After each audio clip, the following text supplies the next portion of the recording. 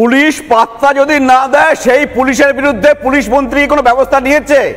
কিচ্ছু নেয়নি। তা থেকে আপনি বলতে পারেন যে এটা পুলিশ মন্ত্রীর মদতে হচ্ছে, কারণ এই বোমা আর গুলিগুলো লাগে ক্ষমতায় থাকার জন্য। এই দুষ্কৃতীদের জেল থেকে বার করে আনা হয় ভোটের আগে, যাতে তারা বোমাবাজি করতে পারে, গুলি ছুটতে পারে আর তৃণমূলকে ক্ষমতা রাখতে পারে। আজকে এই পশ্চিমবঙ্গে কোনোভাবে কিছু সম্ভব নয় যদি এই সরকার ক্ষমতায় থাকে। মানুষকে না বুঝতে হবে এই সরকারকে ক্ষমতা থেকে সরাতে হবে, না হলে পশ্চিমবঙ্গ আস্তে আস্তে এমন জায়গায় পৌঁছে যাবে যে বাড়ির মেয়ে বাড়ি থেকে বেরোতে ভয় পাবে। তারা যদি যতক্ষণ বাড়িতে ফিরে না আসছে বাবা মা চিন্তায় থাকবে, রাত্রে তাদের ঘুম হবে না, কারণ মেয়ে বাড়িতে ফেরেনি বলে।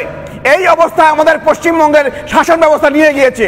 আজকে আপনি বলুন আরজি কলেজে যেটা হয়েছে বা আজকে কসবা ল কলেজে যেটা হয়েছে, দেশের কোন রাজ্যে হয়েছে এরকম একটা ল কলেজের ছাত্রীকে সেই কলেজের ছেলেরা এই ল কলেজের মধ্যে গণধর্ষণ করেছে?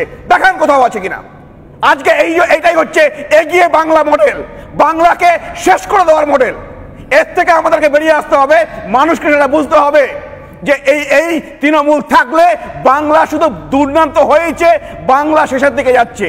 মানুষের ছেলে মেয়েদের চাকরি নেই, স্বাস্থ্যের অবস্থা এই অবস্থা, শিক্ষার এই অবস্থা, বাংলার আর বাকি কি আছে বলুন?